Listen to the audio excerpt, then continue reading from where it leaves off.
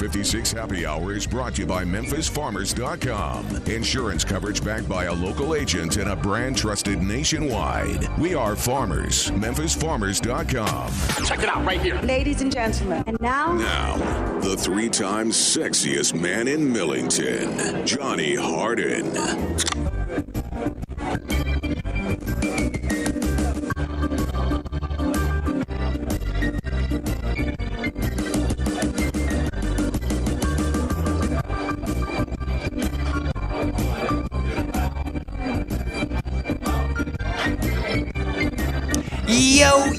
Yo, what is up? Welcome into Little Sports 56 Happy Hour with your very good friend Johnny Radio.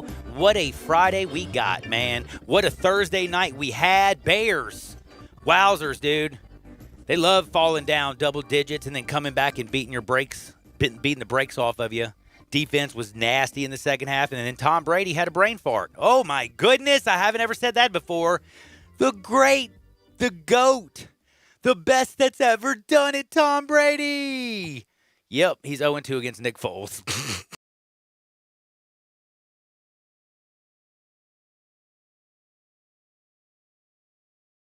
67129 if you think you know the answer to that one. Now, we also got the Mamba, the black Mamba jerseys, because, hey, it was January 26th when we lost Kobe Bryant, and the fact that LeBron James, Anthony Davis, and this Lakers team wearing his Black Mamba-inspired uniforms could close it out tonight. 8 o'clock on ABC is also going to be a big conversation today. Rest in peace to Whitey Ford. Man was 130 games over 500. Has the most wins in World Series history.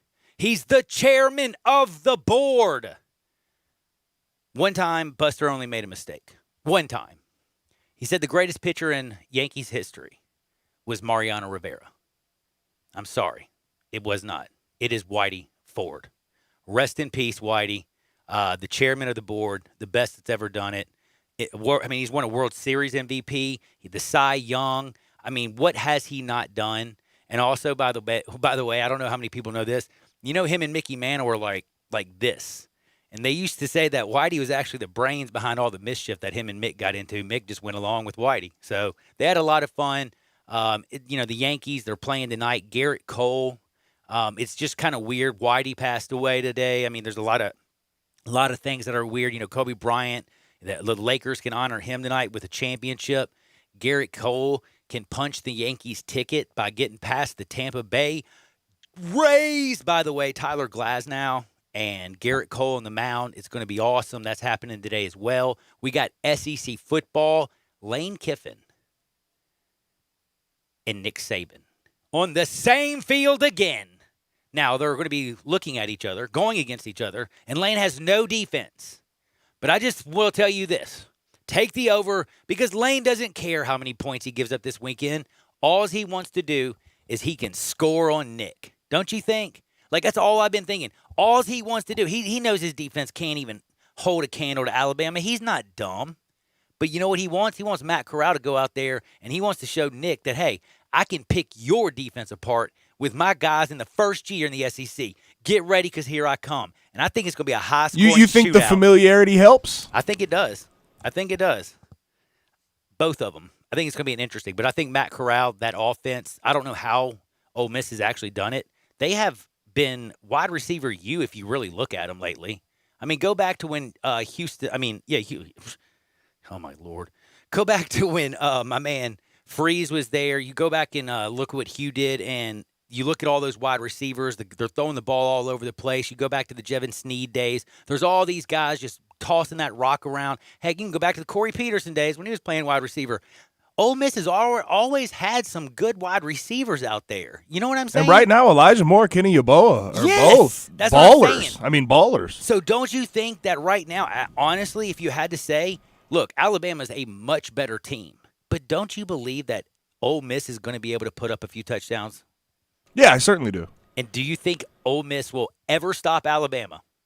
Not once. Not once. I don't either. But at the same time, I wonder how many points we're looking at. A&M scored 24. Nick don't Mizzou scored either. like 19, and that was because of the timeout with 3 seconds to go. Yes, that's It's true. That's still one of true. my favorite moves in history. But we'll see. We'll see if they score more than A&M did. I don't really expect Ole Miss to hang in that game and make it a possible winning situation, though. Well, it's going to be interesting. We got so much to talk about because we have Lee Sterling. He's going to join us. Of course, Alex Kuhn at 2:30 is going to join us. And that's right. You know what's going to happen. 2 o'clock, we get gambling. Lee Sterling. 2:30. But hold up. Alex. And then guess who's coming at 1:30? Jimmy McCormick for Of course Fantasy. he is. Of course he is. But we have to start here before we get to the leadoff. Oh, I got to say one more thing before we even get to the leadoff. I got to just also say, do you realize that Greg Marshall is an abusive, crazy person? Not till last night I didn't realize Me neither. that. Oh, by the way, congratulations on your buddy Luke Voigt. Did Oh you my see that God. 450-foot bomb he hit? Bomb. Dude, just crack. It's just it's depressing how many guys that the Cardinals have given up at this point. Randy Arozarena is balling in that gosh, series. He is so good. Luke Voigt has balled. Tommy Pham's been a good player. The Cardinals have given up so many pieces in the past few years. And they're all making differences even in the playoffs now. It's depressing. It really is. I bet, you know what, it is kind of. I see what you're saying. That is kind of a pain. Also, though, it's such a great day. It's such a great weekend. Again, we got NBA. We got baseball. By the way, the Astros have pissed off everybody. They punched their ticket. Are they cheating again, man? Dude, Come on, that's man. what I'm wondering. How they figured this sucker out to do it all over. They just waited. They waited until they got to the divisional series to just hit bombs. And you know the embarrassing part? They're playing for the chance to go to the World Series. They get to play either the Tampa Bay Rays or the Yankees, the winner of tonight. And then the winner of that series goes on to the World Series. And if somehow Houston made it all the way back, they'll be the first team ever to make it to the World Series without a winning record. Ever. Well, that has to do with the 60-game season. True, but still, Granted, but that is crazy. I'm- That was the fear of the expanding to the 16. I mean, does it annoy you that It does they're annoy playing me. so well right now? Because it annoys the hell out Annoy of me. It makes me okay. I thought It makes me tick. it makes me crazy. And there was a great article somebody dropped earlier today that was like, "How should you feel about the Astros?" And it had like 3 reasons like you could be happy or like reasons you'd be mad, and then it had like 40 reasons why you should hate them. Well, yeah, that seems about right. It was Seems a about very right. good read, by the way. But man, I'm going to tell you something. Me and Gabe, right before we get to the leadoff, bring it up because he's crazy. Tom Brady. Forgot what down it was on the last drive of the game. Thought it was 3rd down, threw an incompletion to Cameron Brate on 4th down, and then put his hand up like, oh, wait, Hey. that wasn't – isn't it 4th down now? You don't get a 5th one, Tom. You don't get a 5th down. And I got to Tell bring you this that. up right here. How good did Tom Brady look in the first half? Man, you take the last half of the football game where he came back and won last week, and then you take the first half of last night. Tom Brady was pretty good.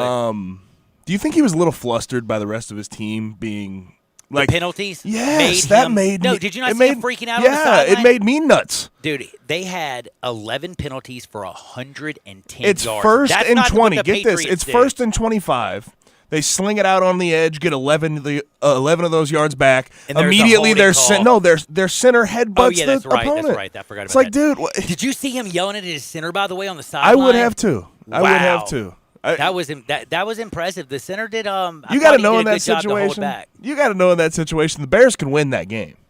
And I they still ended up can't winning believe it, they obviously, 2019. But you have to know the Bears can win that game. I'm still shocked they did. But you ready for the weirdest thing of all? Do you know who has the best record who's never lost to Tom Brady? There's only 4 quarterbacks who've ever beat him twice and not lost. Eli, To him. Nope. He He actually lost? He lost to him. Yeah. but he has a winning record against him, correct? he has a winning record.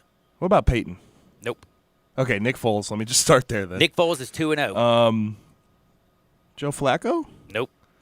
Okay, yeah, I'm beat Cameron there. Newton is 2-0. Okay. Brian bleeping Greasy is 2-0. Who has never lost to Tom Brady? 3-0 for his career. You won't even believe this. Jake the Snake Plumber. How funny is that? Jake the Snake? Oh, my goodness. But also, have you noticed this? Brian Greasy and Jake Plummer, Denver owned Tom Brady for a while back then. 5-0 with Greasy or Plummer in there for the Broncos. Never lost to Tom Brady. I thought that was kind of fascinating. But yeah, Cam Newton and Nick Foles. But the Manning brothers, correct me if I'm wrong, they used to, they They don't. Neither one of. Actually, I pulled up. They don't have a winning record. Really? In the Super Bowl, yes. In the Super Bowl? Okay. Eli's owns him 2-0. Obviously. But no, Tom has the better Has their number, okay. in the regular season. I get you. Just the overall record. But yeah, that's kind of an interesting thing. But last night, I'll tell you one thing. I thought that game was about to be a rout. You know what halftime I did? I made that little mistake. I let Honey put on. Have you seen Schitt's Creek? Have you seen it? It's the funniest show I've ever seen in my life. You haven't seen it? No. 67129. Tell me if Schitt's Creek's not the funniest thing you've ever seen in your life. There's an S on it. It's SCHIT. You know. Okay. There's a C. No, I get it. I get it. My eyes got big the first time. Oh, sorry. Second time we were good. Yeah, Levy. It's done by the guy who's so funny. You know the guy that you've seen in all those movies who's like the dorky old man? Do you know what I'm talking about? You know what I'm saying? He's like, he's a man. There's a lot. I mean, dude, there's a lot of actors. His last name is Levy. Eugene Levy, and is his name. And his son is Dan Levy, and he wrote this, and they acted it together. And I'm being dead serious. That's what I'm saying. I got into a creek last night. Halftime, game looks over. I ended up going like 4 episodes of the creek, and guess what happens? Turning on the game, I literally caught the very end of it, the last 2 minutes. So I got to see the meltdown, and with like 34 seconds left on the clock. Still can't believe I've never seen Tom Brady make a mistake that big. I still want to. In a clutch situation. I've never seen him make a mistake like that. I've never seen him mentally make the error. But what do you think about Bruce Arians also defending him? That was such BS. But you know what time it is? I'm in the box. Let's hit.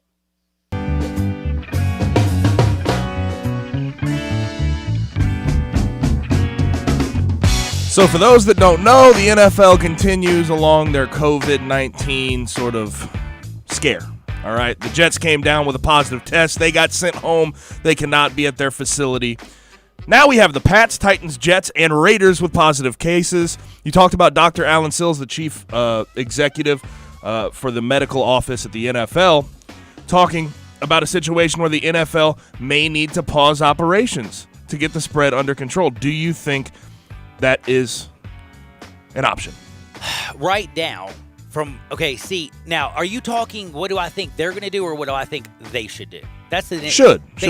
Okay, I think honestly, right at this moment, they might want to just take a week pause. I mean, you know, I'm not going to lie to you. Tuesday night football, Monday night, we got a game coming on like 4 o'clock Central Time. Did you know that? 2 Monday night games. 2 Monday night games again. That's what I'm saying. But the first one's starting at like 4 o'clock, dude. Get off, do the radio. Next thing you know, I'm watching a little football, baby. It's going down like that. I love having a bunch of games also on Sunday. I love football. But if I want them to crown a champion this year and I want them to have playoffs, I think that they need to take a week pause. They need to look at their protocols, and then they need to figure out, look, is Tennessee, is it just because they had a lapse and they went out and did a few things wrong? What's going on with the Jets? Are the Patriots good? Right now, I will say, though, there is positive news coming out of the NFL. They are saying that, you know, Cam Newton, how he tested positive and didn't play, there's not even a word that he's necessarily going to be held out of Tuesday night's game. There's a chance he might even play on Tuesday. That has got to be kind of positive news. It looks like they're going ahead with the game. So far, I don't know if you realize this. You know that the Bills and Titans are getting ready to rock, don't you? They're going to play. So if they do all this and it just starts to spread, what will that say? I mean, will that shut it down for good?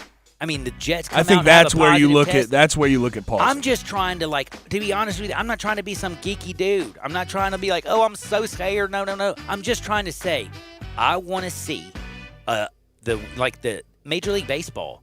Do you realize how long the Cardinals? Do you know how many games the Cardinals had to play back to back, double headers? They had to take a pause. They put that whole team on pause. You can't necessarily do that with one team in the National Football League because of scheduling, but you know what you can do? You can push everything back a week. And if you do that, get your doctors in there, look at all of the protocol, and figure out, do we need to basically say, if you want to continue playing, that maybe you shouldn't be able to go home and fraternize with your family? Because I was listening to a doctor on the NFL Network, because I love watching now Peter Schrager today. Oh, he gets me pumped up so I can start punching people in the face in the morning. It's a good way to start your day. But he's saying, hey, they're going home still. Kids are going to school. There's a massive outbreak in Wisconsin. I don't know if you realize, more people are having outbreaks. Kids are going to school. You're seeing your families. You can't quarantine in your home with your own family. But you know what? I didn't get to see my kids for like 6 weeks because guess who ended up catching it? My kids and then my grandkids and then my other daughter. And it was like, it went right straight through my kids. And you know what I did? Deuces, moms. That's hard. I felt bad for them. But you know what? They had to deal with it because they were with them and they were already exposed. And heck, you've heard about Pat Mahomes. Pat Mahomes hasn't been spending the night with his girlfriend fiance. Who's pregnant. Yeah. I mean, he's been staying away, doing all he can because of the hug with Stephon Gilmore, who came down positive with it. But we will see. I personally, this is me, I don't want to see a forfeiture, but if it comes down to it, I think it might be necessary. Now, I already think Tennessee should have to forfeit the game, and they shouldn't even be allowed to play. You got 23 positive cases. They said today, though, that Tennessee has 0 positive cases, so that is positive news. They're moving in the right direction, but still, they put a lot of people in a risk. Next question. All right. Well, ALDS Game 5, only divisional series still going on. Yankees and Rays. The Rays are throwing Tyler Glasnow. Yankees throwing Garrett Cole. I believe they did that in Game 1. Correct me if I'm wrong. But which AL East team prevails tonight? Garrett Cole's got an extra day's rest than Tyler Glasnow. Garrett Cole's a better pitcher than Tyler. Cole is right now 3-0 with a 1.66 ERA in this year's postseason. Oh, that is way up there, buddy. Do you know what he said to to Mr. Boone, Coach Boone? You know what he said? Boone was like, "Hey man, you're gonna be ready. You're gonna go in 1 day short rest, but you got an extra day. Just give me the damn ball." That's all he said. Just give me the damn ball. And walked away. Yeah, so I think Garrett Cole is going to go out there, and I don't want to be pitch a gym, huh? I don't even want to be a Rosa Rayner right now, and he's on fire. You know what I'm saying? Randy's going to even struggle. I think that Tampa Bay, their chance was yesterday, but unfortunately, Luke Voit went yawn, and they controlled that junt. And by the way, Aroldis Chapman, he closed that junt down last night, didn't he? Whoa. I would not want to step into the batter's box with that pitching. guy. If I was a Never in my left-handed life. hitter, I sure as heck wouldn't. God.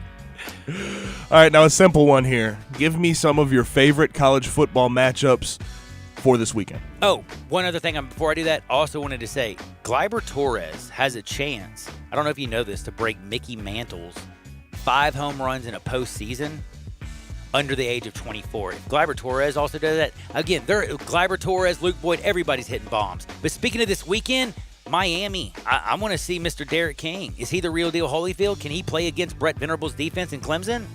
Or is Trevor Lawrence going to go down there and tell everybody to keep that turnover chain on the sideline? Ain't nobody going to be wearing the chain, and Clemson's going to go out and smoke them. Miami, Clemson, it's a 14-point line, but I will tell you something.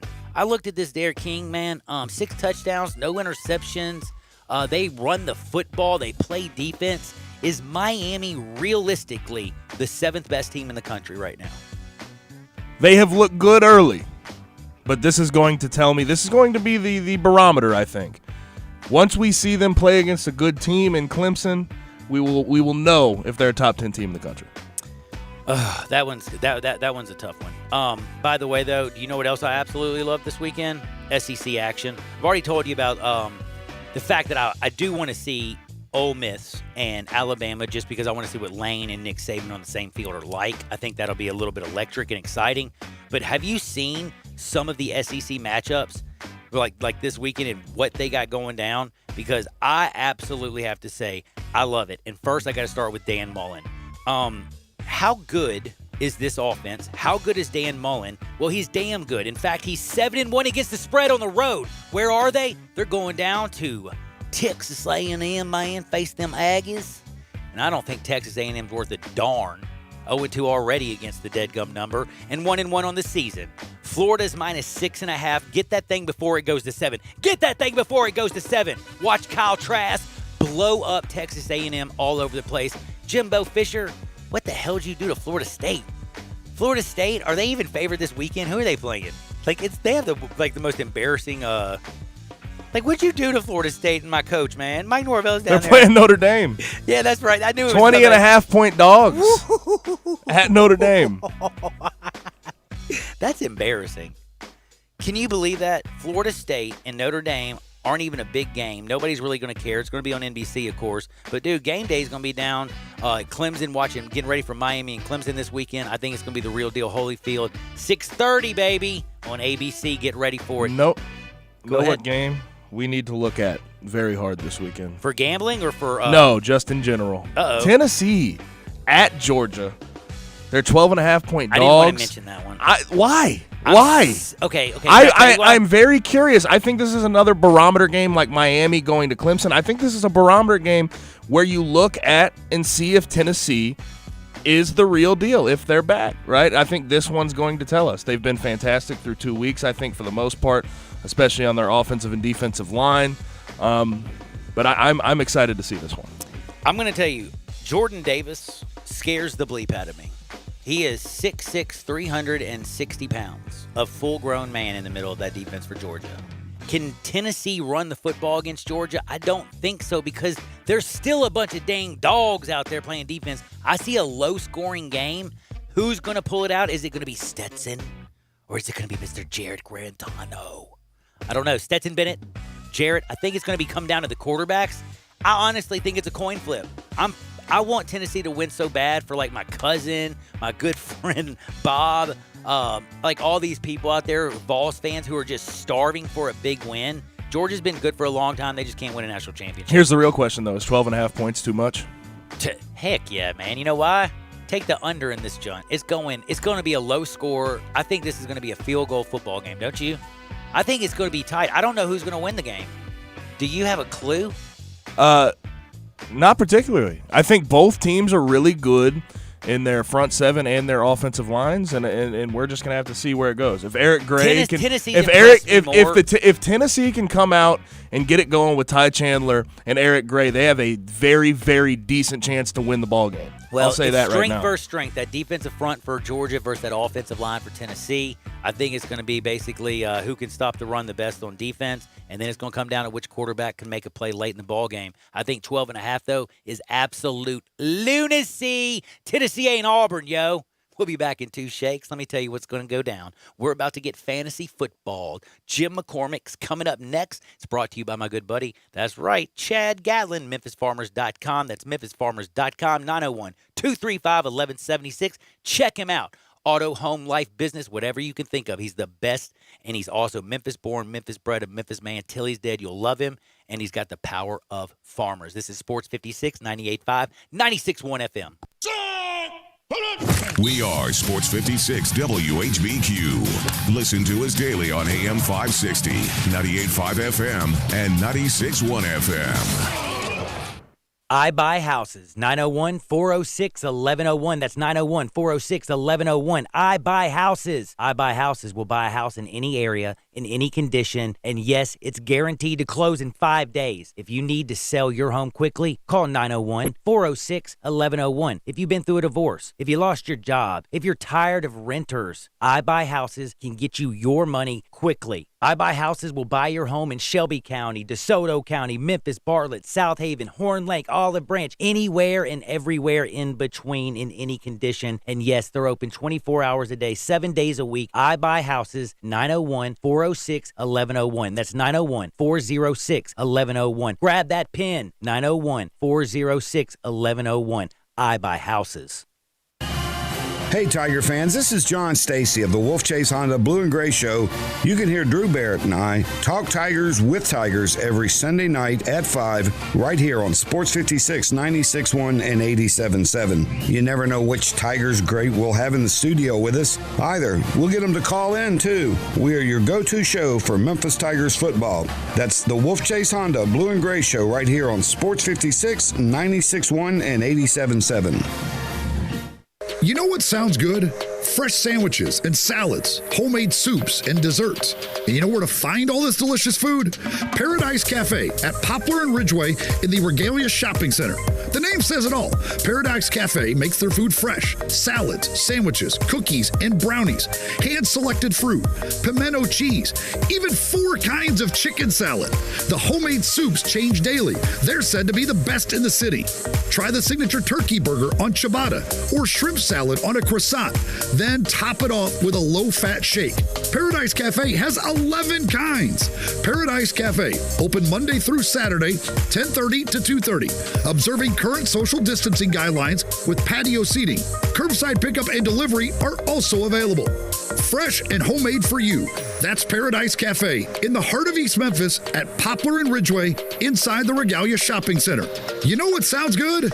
Paradise Cafe. Hi, this is Troy Fiveash, owner of Fiveash Roof Services. You've heard me talk about how we offer the best products, the best warranties, and the best services for years. Now let's talk about pricing. Pricing should never be the only reason you hire a contractor, but in today's world, pricing is always a consideration. So we suggest you get 2 or 3 estimates for your roof replacement from a reputable, licensed, and insured company, and then give us a call. If we can't beat your best price for a comparable roof system by more than $100, we'll give you $100. It's that simple. We are so sure we can offer you the best price, beating all other qualified companies, we will hand you $100 if we can't, and thank you for the opportunity. So give us a call. What's the worst thing that's going to happen? Make $100? Fiveash Roof Services, a proud supporter of Tiger Athletics and the official roofer of the Tigers home team. Fiveash Roof Services, fair, honest, and ethical. 367-0050 or memphisroofer.com. Fiveash Roofing, it's what we do. We're here for you. Welcome back to Sports 56 Happy Hour with Johnny Radio. This hour is brought to you by MemphisFarmers.com. Insurance coverage backed by a local agent and a brand trusted nationwide. We are farmers. MemphisFarmers.com. Show me the way to the next whiskey bar. Oh, yeah. Show me the way to the next whiskey bar. Why? We're going to celebrate.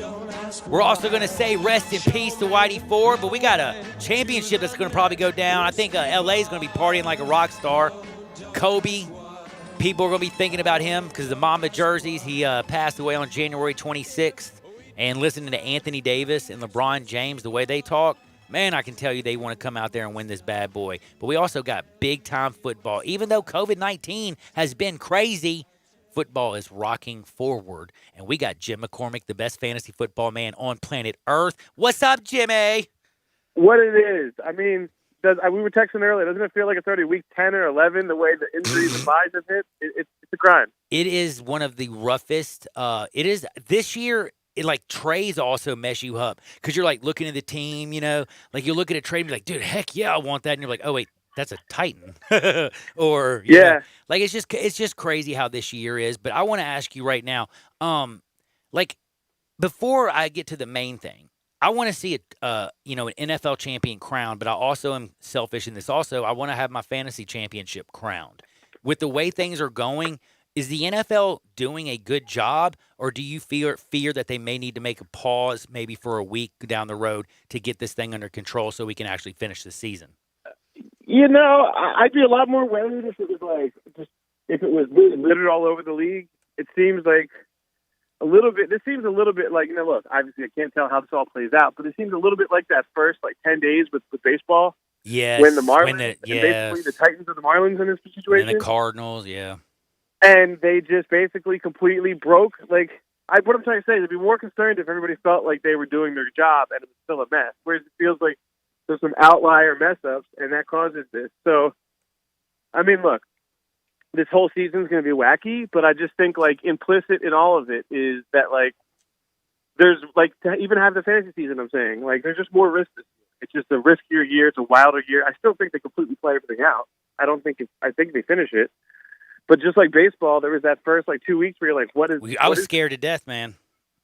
Yeah, because it was so viral, obviously, because of rap. But I'm saying it just takes this wave of tweets where you see all these news, and it seems like it's but when you look at the overall player population, it's not that wild. So I'm not downplaying it. 1,669 players, which I always love that. No, 1,696 players. I always have to get that 69. Yeah, and I'm just saying, so in any case, I'm not that worried about that. I'm actually just as concerned, not concerned about it, but if it leads you to be any more aggressive or just figure that you want to swing a little bit more this year, it's just being for the fence to consolidate. I just think that injuries and stuff like that, there's just going to be a lot more common this year without the training camp, without summer, without the conditioning.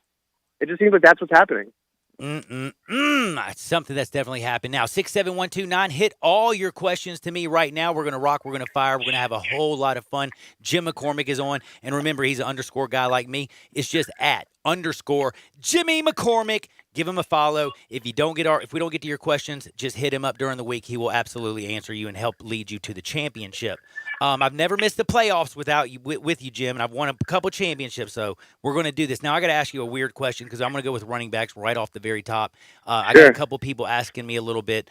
They didn't see this James Conner situation in Pittsburgh. Is he elevating himself into a top 10 back possibly because they are feeding him? This Pittsburgh offense is running the heck out of the football, and I'm being asked this because a guy is wondering about making a trade for James Conner. What do you think about him going forward?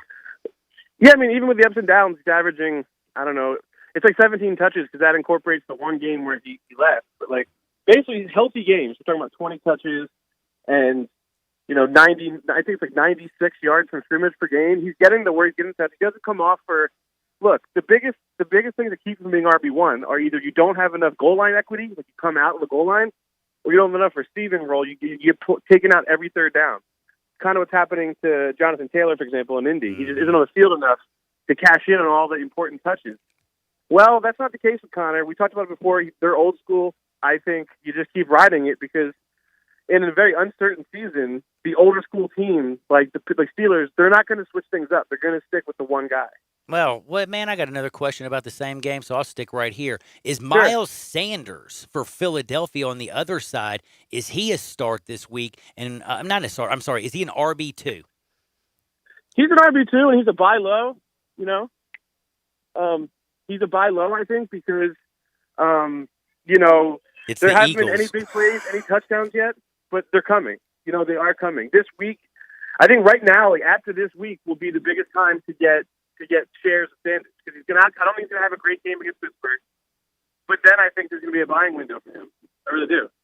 I love it. Now we got to get into some weird stuff. We got to talk more running backs, and we got to talk about this Browns team that's running the absolute bleep out of the football. Kareem Hunt had a groin issue. What are you hearing about the groin? Is he going to go? And what about this running back situation?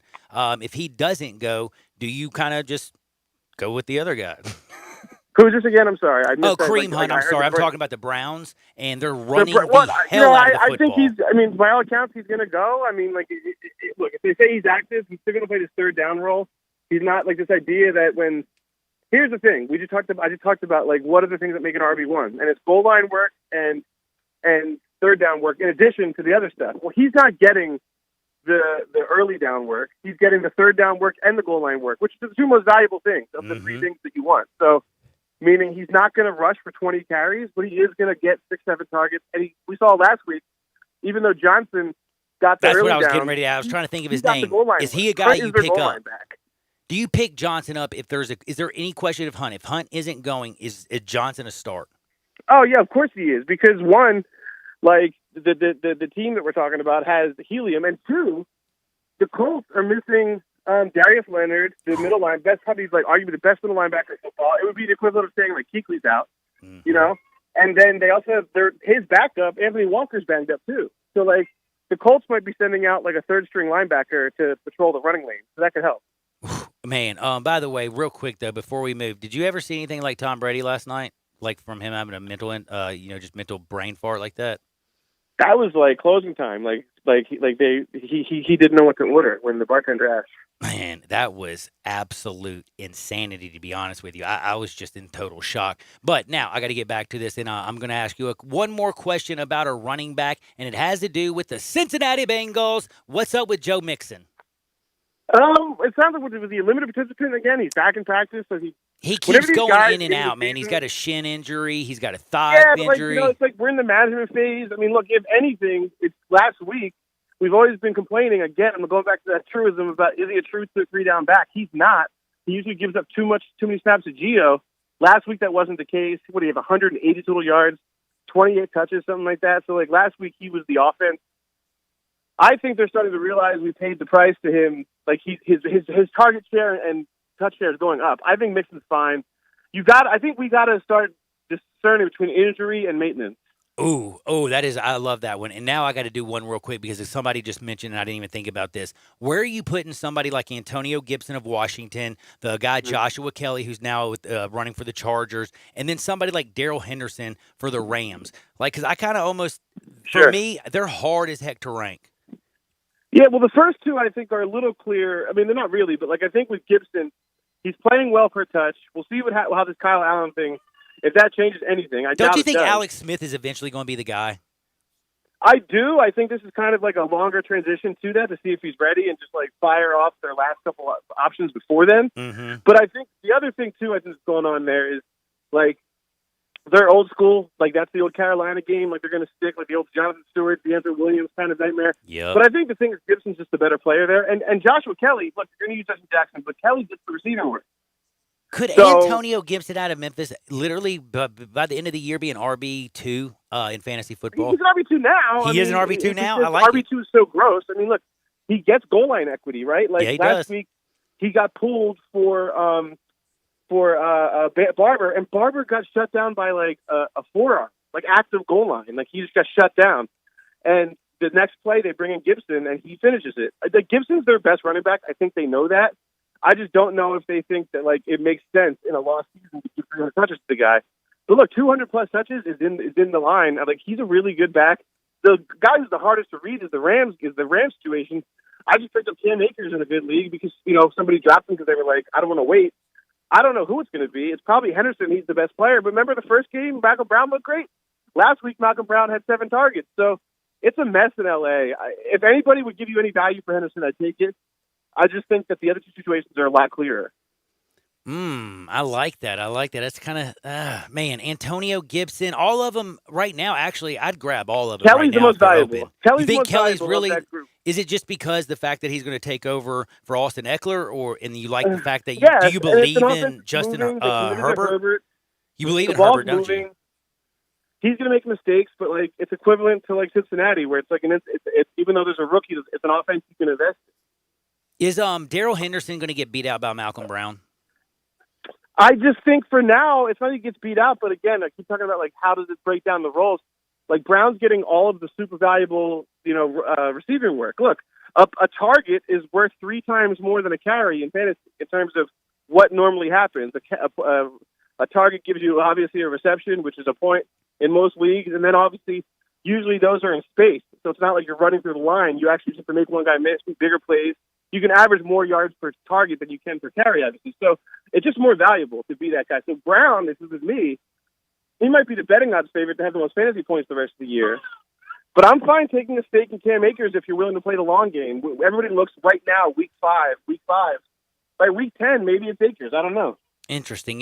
How worried about you, or how worried are you about DeAndre Hopkins this week if you have him? Because I think he was probably a full participant. I think. No, I'm talking about because of the Jets and the COVID. I'm saying, do you think there's? I'm more concerned about like the actual team isn't that great because like their offense seems to be But here's the good thing.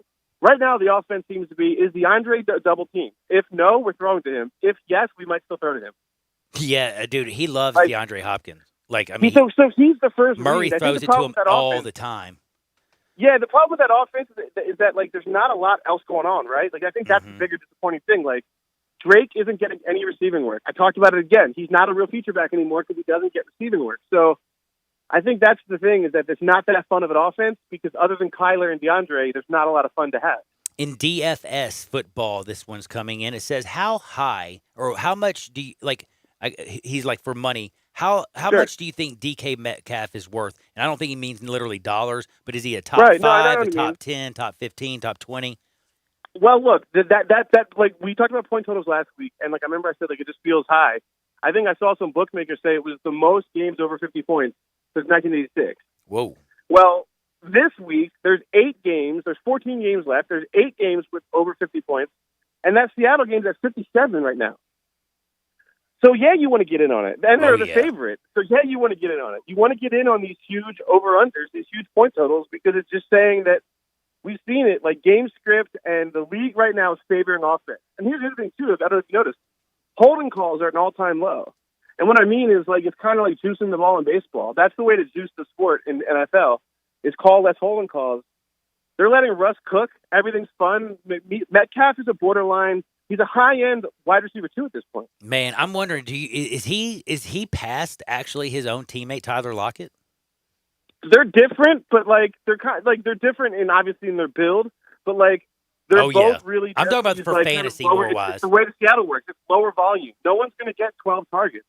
So, like, you can have these games that look ugly, but you also have those Tyler Lockett games that are like, 4 for 112 and 2 touchdowns. So I'd rather have Metcalf, I think, going forward, just because I think there's more red zone like potential. But it's kind of like Russ is cooking so well right now. Both are going to be top 15 receivers. All right, my man Terry McLaurin. A lot of Washington questions. I think they're scared about this Kyle Allen situation. Is he still a start this week with the change at quarterback? Don't you think? Absolutely. I mean, I think he's top 15. Yeah, and he's healthy, and like he's actually been good. It just hasn't shown up yet. Meaning, like, he's playing good football. He's due. I think he's another got a good buy low. And what I mean by that is like a not injured guy who is in a good situation, like Miles Sanders, not injured, good situation, is about to blow but hasn't yet. So maybe get your offers in now. Now, Robbie Anderson's playing against Atlanta. It looks like Teddy Bridgewater and him have a nice little connection. Is he definitely like somebody that you are trading for, trying to get, buying in DFS? For some reason, I just feel like Atlanta, that defense, in the second half is going to give up like 4 touchdowns. It's going to be a shootout, I think. And I think Robbie Anderson is going to be the one who benefits most off playing Atlanta. He was with that coaching staff at Temple. So, I mean, it goes back. I just think there's some continuity there with Carolina. And, like, I think Robbie Anderson, by the NFL and by fantasy people, got thrown into he's only a deep threat bin, right? He's the Torrey Smith, like, can only run 9 routes. Well, now we're learning that a coach who's been with him before is putting him in situations where he's doing more than that, and he's doing it. So DJ Moore is suffering from this kind of, attention. He's got more targets than Moore, for example. But really, Anderson's just showing us that, like, every year a guy shows up and just shows you he can do more than what we thought. Like, Metcalf's one of those guys. In the draft, people only thought Metcalf was a 9-route guy, but he can handle it. He can handle more than that. I got a great question for you that just came off the text line. Thank you at 67129. Who's going to have a better rookie year, CeeDee Lamb or Justin Jefferson? Because everybody was saying it was going to be CD when the year started. Looks like Justin's kind of coming on. He's pretty amazing. That's hard to say. I mean, I do think they're both going to be incredible. I mean, I know that's not really an answer, but like you did well with either. I think of all the rookies, they're showing that they're the two that you can trust between them and Judy and obviously Rager, just because of bandwidth. I think the thing would be that I think CD is awesome. I think he's going to not struggle, but there's going to be more weeks where I think Gallup gets his work. It hasn't happened yet, but I think it'll be back and forth. Whereas I think you have less competition, in the other situation. Now, this is a great one, and I've been waiting last but not least because they're the ones that everybody loves. It's the quarterbacks, and with Lamar Jackson possibly being a little banged up again, if you don't have him, he's just he is. It's maintenance. It's he's just back maintenance. Today. He's back today. Okay. Yeah, he's back today. All right, so don't worry about that because somebody was asking if he can't go, who do I look to have a big guy on? He was back today at practice. I mean, so he's definitely going. It's not a terrible streaming week at quarterback. It's just that I think you stick with your guy. Yeah. I mean, heck, if in a 12-team league, if you can't find a quarterback, I kind of am worried about you. There's a lot out there. Exactly. Even with the bye, it's a good week. Even like the Teddy Bridgewaters of the world, like I know he's not saying, like there's a couple good streamers this week that could do their job. I mean, even Justin Herbert. Now, this is kind of interesting. Is Dak Prescott probably the quarterback that you want over anybody, even Patrick Mahomes or Russell Wilson, just because they're playing the Giants this week? He might be. I mean, look, like 400 yards, man. We see how game script influences things, meaning do you have to score? And do you know that they've trailed their minutes the third most in the NFL right now? Wow. I mean, they're like the Jet, like they just trail constantly. They have all these miracle comebacks, and that's good for fantasy. I don't know what to tell you. Like, we knew he was going to be really good. We knew he was borderline top 3-4. No one's so surprised, but he's like clearly getting closer to the tier of Mahomes and Jackson than he is going away from it, right? Yep, you are lying. I got a funny one because I remember when he was one of the hot guys at the draft. Can I drop Baker Mayfield? Is he done in fantasy football? Yes. Yeah. I mean, he's just a guy. I mean, look. He was a guy last year. They've scored 30 points 3 games in a row. It's the first time since the 60s, like since 1968. Since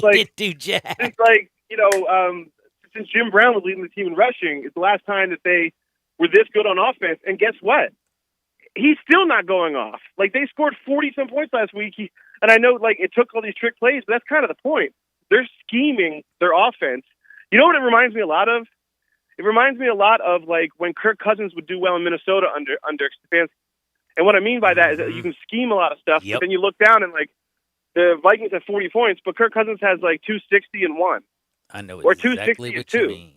And doesn't match up with the scores. And that's, I think, what's going to happen in Cleveland is that even if Cleveland plays well, it's not going to be because of Baker. No, it's definitely not going to be. But, man, I'm going to tell you something. I'm fired up. I want some football. I hope they get everything under control. Talking to you always calms me down, Jimmy. And if you ever have a little bit of a freak out on a Saturday, a Sunday, you're trying to get ready for your fantasy team, and you don't know who to start, something comes down the pipeline, you don't know what to do, well, let me tell you what you do. You go to Twitter. You go to @_Jimmy McCormick. You hit him up. Shoot him a question. He'll shoot you right back. He does it for me all the time. He does it for y'all. He's the best in the business. @_Jimmy McCormick joins me every Friday at 1:30. We talking fantasy football. Be good, Jim. I love rapping with you, and I'm so glad you made me feel better that we're going to get through this season, aren't we?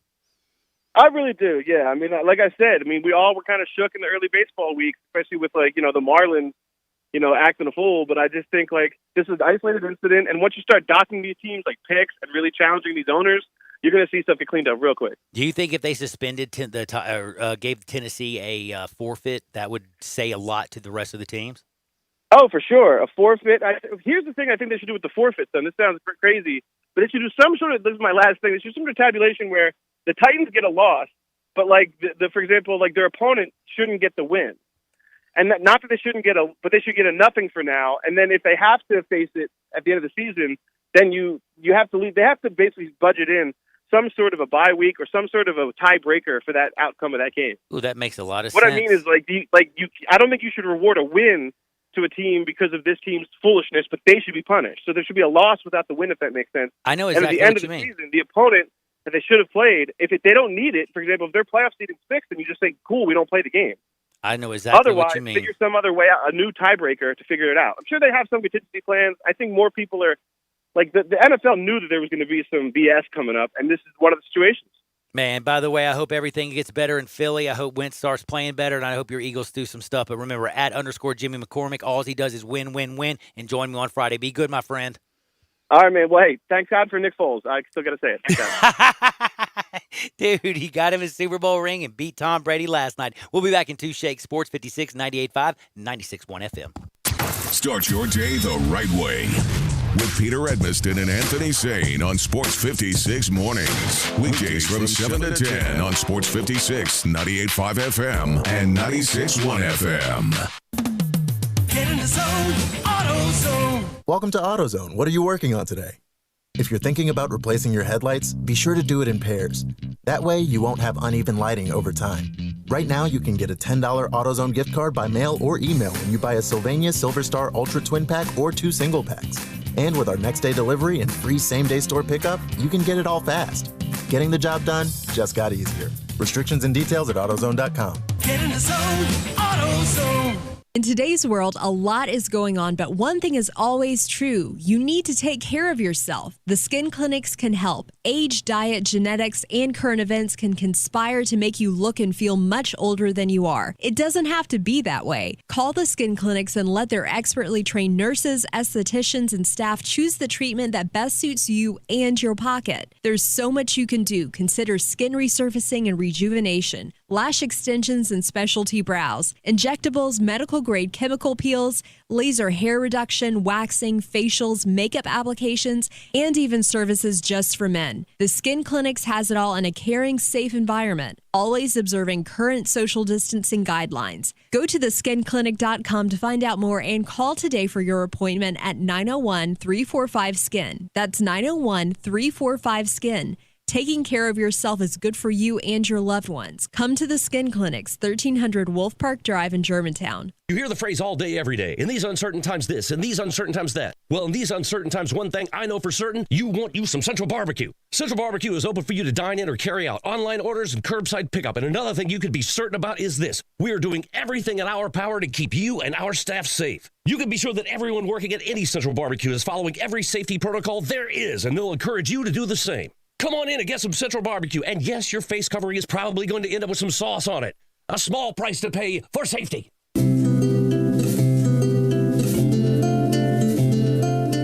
I I'm a big fan of Town Village, and there is always something to do year-round. Nestled in the heart of East Memphis, located corner of Park and Cherry, is a beautiful residential neighborhood.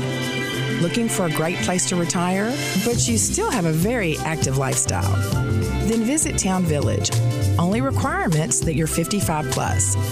Prices per month starting at $24.50. The Gourmet Chef welcomes you to visit our restaurant and bistro. Package includes 3 complimentary meals per day, maid service, free local transportation, monthly coffee club, themed dinner parties, lots of fun. Visit us and call Daniel or Bo at Town Village Audubon Park at 901-374-7342. There's no place like home. Town Village Audubon Park. Welcome back to Sports 56 Happy Hour with Johnny Radio. Kick it over here. This hour is brought to you by MemphisFarmers.com. Insurance coverage backed by a local agent and a brand trusted nationwide. We are farmers. MemphisFarmers.com. Thick and thin, I'm your pusher man. I'm your pusher man. Yeah, speaking about what I'm pushing, we got baseball today. That's right, Garrett Cole's getting the ball. Tyler Glasnow's getting the ball. Tampa Bay and the Yankees. Who's going to face those Houston Astros and beat the tar out of them? And they better, I want whoever gets there, I don't care. I'm rooting against the Astros, but I will tell you this. Major League Baseball was so happy actually Houston won, because you imagine if the A's won and it was like A's and Tampa Bay, and like you look over and the Braves and the Dodgers is a great one. And by the way, I got to give some love to the Braves. I can't believe, do you know that the Braves got 4 shutouts in 5 games with that pitching staff? Yeah. Do you know Again, we mentioned this yesterday though. The Reds helped out. Yes, with they that. did. But they're still. But you know my buddy yesterday who pitched had a 10 ERA in the regular season. He went shutout, just was dealing. Like I can't believe I was watching the Braves yesterday. I was going, Kyle Wright is going to get shelled. Wright has a ERA of 10. Well, he went out there and shut him out, and man, Miami went down. Down goes Miami. And then of course, Dodgers, Braves, that'll be pretty interesting. But don't you think it's going to be Yankees and Astros? I think so. I mean, the pitching matchup would Garrett tell you Cole that. out there, man. I just or else, or if I will say this: if Garrett Cole doesn't get it done, there's going to be questions. Oh, why'd we give him that big contract if he can't come up in the big moments, right? So it's like that will immediately start coming up. But I think he'll be fine. And how fun will it be watching also if he gets through and Garrett Cole gets to pitch against his former team? That'll be interesting as well. I'd like to see that. Absolutely. But I wanted to mention this. This just came down. The NFL sent out a memo this morning. Uh-oh. And along with all the stricter protocol they've been doing since the COVID outbreaks with the Titans and around the league, they have now said that NFL officials have been authorized to penalize teams for unsportsmanlike conduct if a coach or someone else on the sideline approaches them while not wearing a mask. So unsportsmanlike conduct now for not wearing the appropriate face covering. That's not very good. By the way, one other thing is I want people to look into this. We're going to talk about it next week because right now it's allegations with Greg Marshall. I don't know if they're true because, again, Marshall hasn't really come out and said anything. But he had a statement this morning. Oh, actually. He did finally drop one? And he categorically denied it. He says some people may see his teachings and how he coaches as strict or unfair, but he stands by what he's done. I'll tell you one thing. Physical and mental abuse allegations from multiple players and having 6 players leave off last year's team, that all stuff looks really bad, buddy. And not to mention 2 starters, Jamarius Burton and Eric Stevenson. Eric Stevenson was your leading scorer and he left. As we speak right now, guess what? Not great. 30 former and current players of Wichita State's program told Stadium that Marshall has not only been physically abusive, but verbally a tyrant. This reminds me. A tyrant. This is very similar, and we're talking to Alex later. Very similar to what happened at Iowa in the offseason. Sure is, very. it? But I want to get back to this really quick before we get out. The penalties authorized by the NFL, that's going to be a lot of unsportsmanlike conducts. I've seen a lot of coaches. They pull down their mask every time to talk to the ref. Which I don't understand really, but I hope it does not ruin games. Can we just give everybody the visor like Andy Reid with make sure you have the defogger on But the either inside. way, they need to pay more attention to it, but I hope it does not ruin games with all these unsportsmanlike conducts that seem like they might be coming down the pipeline. Yeah, and I also hope the Tennessee Titans don't ruin this season with all their outbreak, or the Jets. Cardinals are going to play the Jets. By the way, though, we also have some really crazy stuff because we're going to have Tuesday football, 2 games on Monday. Man, what a year. And don't forget tonight, LeBron James and the Lakers trying to go for number 17, tying up the Boston Celtics. Oh, yeah. This is Sports 56, 98.5, 96.1 FM.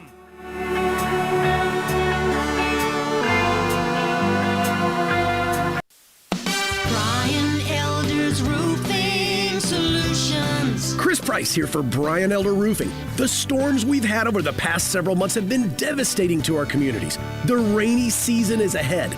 You may have not even noticed the dripping in your attic, water stains throughout your home, or even worse, mold and mildew.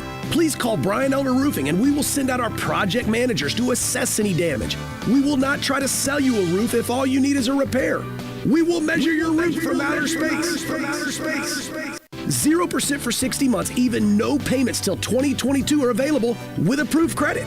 If you've noticed missing shingles, water stains, leaks in your roof, call us before you call your insurance company at 867-0303. That's 867-0303, and we will provide a free, thorough inspection of your roof's condition. Call 867-0303. Brian Elder's Roofing Solutions.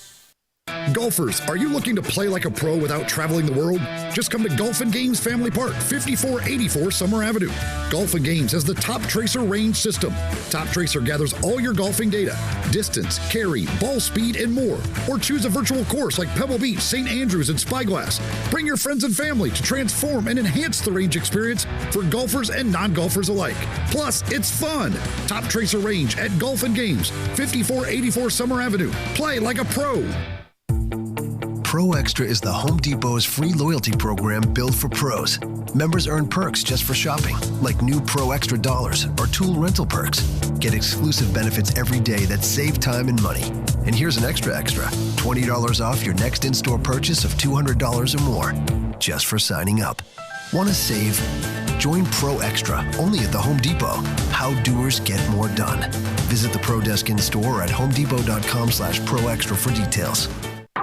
Get your gun, Nelly, and saddle up Penelope. It's Western Trading Days at Sunrise Buick GMC. Old-time trading prices on over 800 new Buicks and GMCs, and the Sunrise Used Car Corral has over 150 in stock. Sunrise has rustled up a good-looking herd of cars and trucks under $99.95. Ranch managers have been told to cut prices to the bone. If you're a good person with bad credit, SunriseMemphis.com will help put your brand on one of these little fillies. Come on in and save some money during Western Trading Days at Sunrise, Covington Pike, Wolf Chase, and Collierville. Cars cost less at Sunrise, partner. You know what sounds good? Fresh sandwiches and salads, homemade soups and desserts. And you know where to find all this delicious food? Paradise Cafe at Poplar and Ridgeway in the Regalia Shopping Center. The name says it all. Paradise Cafe makes their food fresh. Salads, sandwiches, cookies, and brownies. Hand-selected fruit, pimento cheese, even 4 kinds of chicken salad. The homemade soups change daily. They're said to be the best in the city.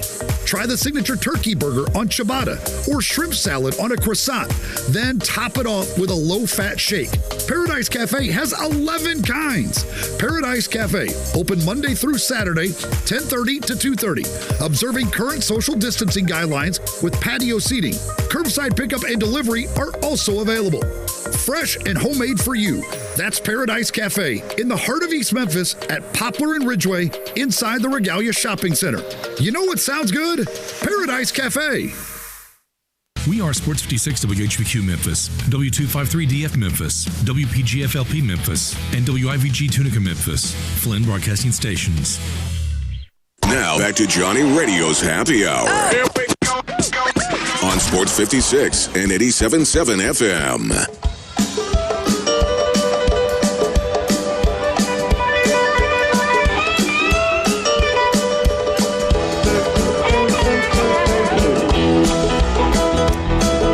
Happy Friday, everybody. Welcome into Sports 56 Happy Hour with your good buddy Johnny Radio. I got my buddy Lee Sterling about to join us. We're going to pick some games. Gabe Coons in the house.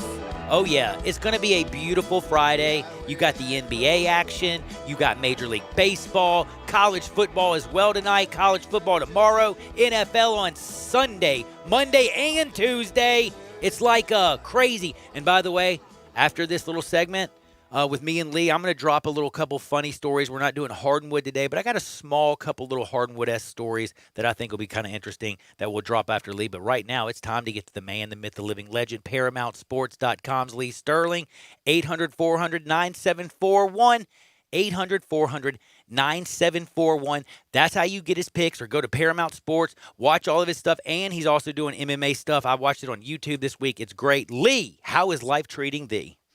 Not bad. Dude, Can't you got complain. Miami this week in Clemson. I bet you're a little nervous. Got nothing to lose. Yeah, that's true. You got nothing to lose. Well, we do, actually. Yeah. We got action. You lose 52-10, you got a lot to lose. Yeah, that is true. But, man, I got to admit, before we get into everything, and I think we're probably going to talk about that game first, great slate this weekend, but there's this little thing called a Hurricane Delta coming up, messing with some games. We've seen totals move, like that Alabama-Ole Miss thing was all the way down at 66 yesterday. I wish I grabbed it.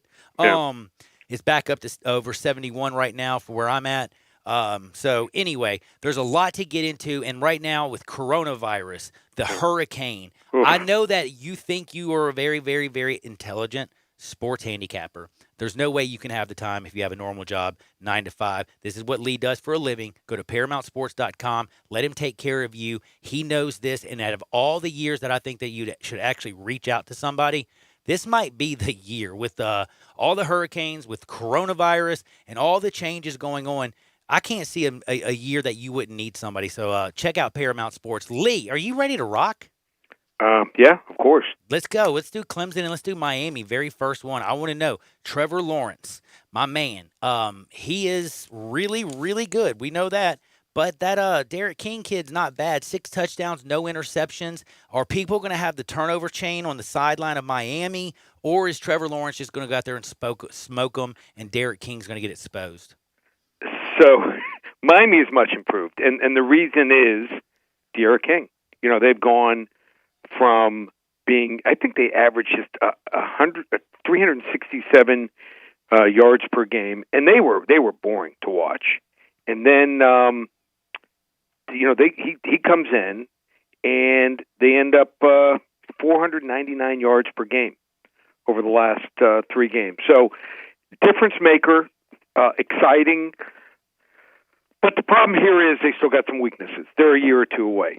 Their offensive line, probably none of these kids could start on the offensive line for Clemson, Ohio State, or Alabama. And then their defensive tackles. I don't know if any of their defensive tackle starters would be on the 2 deep for a team like Clemson. They've got some inexperience at linebacker, and their cornerbacks are just average. So when you're facing a Trevor Lawrence, who'll be the first pick, running back Travis Etienne, who comes out last year, he's the number 1 running back drafted.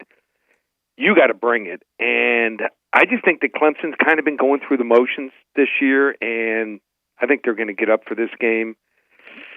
I'm scared of Brett Venables' defense, to be honest with you. I think that's where Derek King's going to have a trouble, because Brett Venables is probably the best defensive coordinator not named Nick Saban, who's a head coach. Oh, I don't know what he's waiting for to grab a job, but I don't think he wants to coach at a South Alabama. He'd like to go to a top-tier Power 5 school. Mm-hmm. I think they poked the bear. I think Clemson wins this game 45-21. Ooh, 45-21. I actually am with you on this one. I love that. I like actually being right for once. We'll see what happens this Saturday, but I like it when we agree. Hey, now, if Miami keeps it within 10 going to the fourth quarter, I think that would be a positive. I think you're exactly right, because I think Clemson's just been, like you said, going through the motions. Now, this is a fascinating game. Dan Mullen, did you know that his team's on the road this year? Or last year? 6-2? Yes. Holy cow, man. Yep. He don't play no games. This Texas A&M team, I just don't believe in them. The line is the only thing that I haven't pulled the trigger, because why isn't this thing higher? So if you like Florida like I do, you got to take it now. I mean, Dan Mullen, I mean, he's coaching up Kyle Trask. I mean, he might be this year's version of Joe Burrow. I mean, they really got it going on. I mean, he's got a great tight end. He's got 4 or 5 wide receivers, better than anything A&M has. Since A&M lost Osmond, their top receiver, they're just not the same.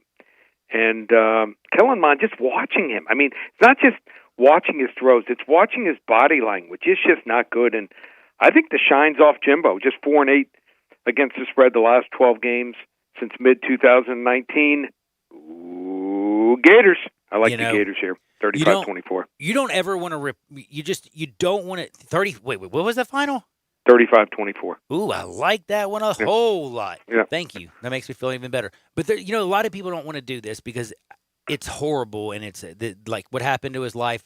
Aaron Hernandez, you know what I'm saying. But when I watch Kyle Pitts, I don't think I've seen a tighter, more talented tight end than Aaron Hernandez. He's right up there, top 3 or top 5 since that time. Yeah, I have to say he looks good, and of course in that Florida uniform. But anyway, I don't really want to sit around and talk about that. But I think Florida does it just like you. Now Alabama is a 23.5-point favorite over people down in Oxford, the Ole Miss Rebels. Is this going to be easily going over, and is Alabama going to put up 70 on Lane Kiffin? Well, I mean, Alabama can score well on this defense. Let's be honest. Unless, I mean, it's just one of these games where they're just not interested. But they're going to score 45 to 60 points. You got to figure that. But you got to figure also that Ole Miss can score. I mean, Alabama's defense gave up 27 first downs and 450 yards total to A&M, and I think Ole Miss has a better offense. And Matt Corral, I just think that this kid, he's a fighter, and Lane Kiffin's going to, he's going to spend a couple extra hours coming up with a game plan here. And Alabama's also just 1-7 against the spread after playing Texas A&M. I just want to see the Nick Saban, Lane Kiffin stare down. I wish I could just see a camera for any time that they're on the field before the game and even during the game. I just want to watch their expressions. I think Alabama wins 52-34, but Ole Miss covers. And it's kind of weird how bad that defense is for Ole Miss to me. I mean, it's just crazy how bad it is. And when I look at that offense, though, I mean, when you look at right now with Matt Corral, he's a real deal Holyfield quarterback. Jerry and Ely can run. But when you got Kenny Yebo, tight end, you got Elijah Moore, you got Jonathan Mingo, how do they, it feels like if you look back in the last, since Hugh Freeze was there back in the day, Ole Miss has had just receiver after receiver after receiver after receiver. I can't believe how they keep doing it, man. It just messes up my head. It's going to be the new receiver you. It is going to be receiver you. I think Lane's going to do a great job down there. Now let's talk a little NFL action. How about we? Okay. All right. What do you think about Cleveland playing Indianapolis? The Colts look really good outside of Week 1. Their defense is dominating. Phillip Rivers didn't have to do as much as he had to do in San Diego. But Cleveland is also now running the football, playing good defense, and guess what? They're not letting Baker Mayfield kill them. Who do you like in this one? That's the key. When Phillip Rivers has a lead, he's really good. I mean, especially with that offensive line, they just dominate. They just wear you down. But, the last 3 games, he's playing with a lead. They played Minnesota before they started clicking on offense. The Jets, horrible on offense, unwatchable. Chicago last week was maybe as bad or worse than the Jets. So they played with a lead those 3 games. But before that, first game of the year, Jacksonville had the lead. Phillip Rivers couldn't bring them back. When he was with the Chargers, fell behind. That's where he had most of his problems. The thing for Cleveland is they're rolling right now. As long as Baker Mayfield doesn't throw 3 or more interceptions, I think that they're the right side here. And it's just, I think it's more mental. It's between the ears with these guys, with Mayfield and the guys on defense, like Myles Garrett. I mean, the guy is good for at least jumping off sides once a game and 1 late hit. I mean, that's his MO. As long as they just control themselves and they play with the lead, I think they're the right side. I'm going with the upset. Wrong team's favored. Cleveland, 27-20. Man, Cleveland, they're running the heck out of the football, I'll tell you that. Now, Buffalo and Tennessee, this one is going to be a little bit weird. I don't even know how to handicap this game. With 23 players, Kevin COVID, I don't know what's going on. I know who Tennessee is, but, man, one thing that I do know also, I don't know who Tennessee is right now. I know they started 3-0 and they were really good, but I don't know who they are right now. Buffalo, I know, is damn good. Yeah. So here's the problem. Let's guess and let's hope that half come back. I still don't think that they can beat this Buffalo team. So I'm going to ride with Buffalo, and with Diggs added at wide receiver, that he adds another dimension. They haven't had him and Brown, and I mean they're scary good on offense. And no one talks about Devin Singletary, the running back at FAU. Good point. Here's a guy. He was almost an afterthought. He went to the combine, and based on his measurables and his speed and the shuttle run and his arm length, dead last. All running backs, starter in the NFL, solid starter. He just doesn't fumble. He gets first downs. Smart player. I think he's the difference here. I like Buffalo. 28-17. Devin Singletary over Mr. Big Derrick Henry. Everybody knows about him, but hey, Singletary's doing it. And by the way, Josh Allen, I never thought coming out of Wyoming this man was going to turn into this. Wow, they've done a good job with him up in Buffalo. But, man, when you get a good wide receiver, it does help out your quarterback as well. Last but not least, I got to remind all you people, all you have to do is go to ParamountSports.com. Call 800-400-9741. And guess what? You can get the game of the week right now. What kind of specials you got? I know you got Kentucky minus 6.5 versus Mississippi State as your game of the week. That's our game of the week. They want to hop on board. Now's the time. 4 weeks, just $197. This is what you do. You ride with me up until Monday, November 2nd. You ride with me, you bet with me, you win with me. Election day, you watch the election, you root for your candidate, you come back the next day on Wednesday, and we go all the way. We ride all the way through the Super Bowl. How does that sound like a plan? I'm riding. Let's do it. Here we go. ParamountSports.com, and also we do UFC. Another winning card last week, 20 out of 25 winning UFC cards. 5 for 55. We're going to have a 45 or 50 unit selection in the UFC, so I'll send you those, and a 45 unit play in the NFL. I'm going to send you everything, Johnny. 45 in the NFL, where we're 48-15-1 over the last 12 years. That's 76%. UFC 10-2 on our 40 to 50 unit selections. 5 selections. I have a small favorite that this thing could be over middle of the first, early second. They want to hop on board. ParamountSports.com. Let's ride. And by the way, also, again, you have great videos on ParamountSports.com. You get all kinds of amazing information. But I'm loving your MMA Weekly, that odds video you've been dropping. So that'll be dropped in the next couple hours. Yeah. Oh, man, that's awesome. Check that out. Yeah, Lee, have a blessed weekend. I'll be talking to you next Friday, my friend. I got one problem. The only thing is I'm forced to put makeup on for the first time for the MMA videos. And I'm not loving that. You know what? That's how come I got out of doing the reporting gig, man. I hated that. Have a good one, Lee, my friend. That's Lee Sterling. Check him out. 800-400-9741. I couldn't talk just now. That hurt really bad. But you know what I'm about to do? We're about to have the best amount of fun because I know a guy who really is not going to be speaking very well after what happened to him today. And then I got another very, very weird story. In fact, I could have had a heck of a Hardwood. So let's do it. Let's go. This is Access Hardwood. Speaking of a little Hardwood, by the way, Mr. Gabe Kuhn, have you seen some of the interesting, some of the news that has come down today? Yes, I have seen some of the news that has come down today. Well, this one, I don't know if you would say it has as much to do about, how do we put it? Sports. It doesn't really have much to do about sports. But that's what Hardwood's for, baby. Let's do it. Come on. Do y'all remember Tiger King, right? Yes, Joe Exotic, Carol Baskin. Hey, what's the song? Can you remember it? Carol Baskin. Dude. Killed her husband, whacked him. There you go. Carol Baskins. I love that. Now, this is important because do you remember Doc Antle? Oh, do I remember Doc Antle? Yes. The nastiest person in the world? Yes. Well, guess who just got arrested this morning? I'm assuming Doc Antle? Doc is in jail. Oh, for what?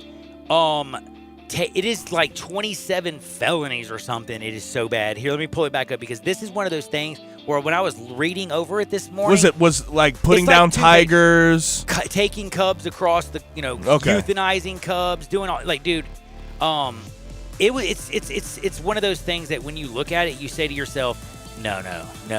Like, I knew he was a sick freak. I mean, you saw his basically harem that he had up there. Did you see that? I hope he gets in trouble for what he did to those women that he's had at his place. That's the one thing. Like these felonies, like I know he's done bad things with those tigers. He's probably put several down, buried them.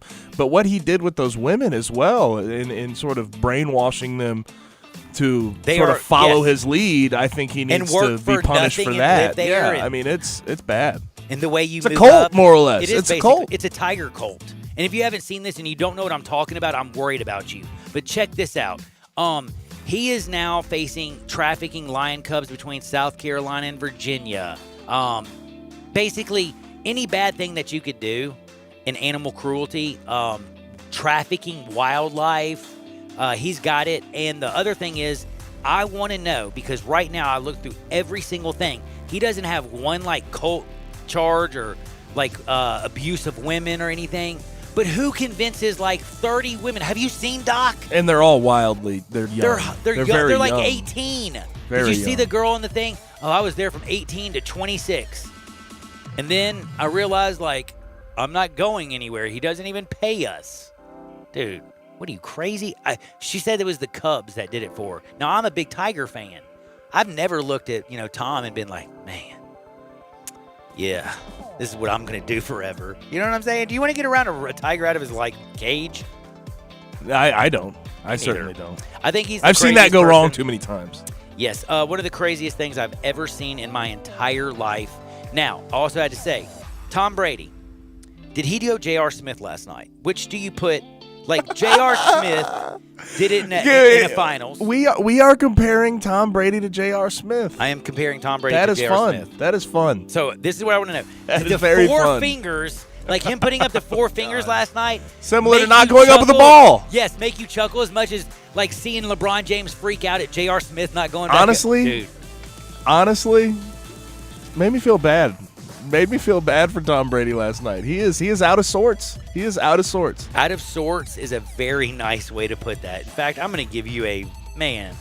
That is really nice. Now, do you want to know something else weird? So, I never would have thought this, but I was. No, but you got to tell me. Did you not feel bad for Tom? Was it funny to you, Tom Brady making that brain fart, Okay. or was it like, oh, this To poor me, fella? I Oh, laughed. He left so- Bill, and this Okay, is what it's going to be. I want everybody to understand something. I feel like Tom Brady is not just a great quarterback, but one of the best of all time. But I don't think anybody in the history of the sport was birthed into a better situation. What I'm trying to say is, look what's happening to Dwayne Haskins in Washington. Did Tom Brady have to deal with that? No, he came in. Nobody gave a damn about him. What, pick 199? He had Drew Brees was the highest paid quarterback in the National Football League. He got to learn right behind him. He wasn't even his best team, like the best quarterback they thought at Michigan because they wanted to start Drew Henson, but then he went to play baseball. Tom Brady lucked into so many things. How many times did Tom Brady throw over 200 yards in like the first couple Super Bowls, like on their trips there? They did, and they ran the ball, and they had the number one defense in like his first two Super Bowls. They shut down the greatest show on turf. You know what I mean? Like, they could, like, They cheated. Chill out. Chill out. And they did Spygate's cheat. real. Spygate's real. Adam Vinatieri, great kicker, helped him out as well. Listen, Tom Brady is great, but the beginning of his career wasn't Tom Brady. At the end of the career, by the way, who's Captain Dink and Dunk Master, the shortest yards per attempt for the amount of yards that he's thrown. Like, if you go to the top 10 yards, the top 10 quarterbacks of all time in yards, like Brett Favre, Dan Marino, all the ones who had like 70,000 yards or whatever. If you look at him, he has the lowest yards per average throw of any quarterback in that list. But he's still great. He doesn't throw interceptions. He's got a great mind. He's always done it with his mind. He ain't Lamar Jackson. He ain't Patrick Mahomes. He's not even Aaron Rodgers, which Aaron Rodgers is one of the best that's ever done it. It's just eye-opening that he's never had a brain fart. And then he gets away from Bill Belichick, where 5 games in, he has one of those. All over the place. Just like right there on national television.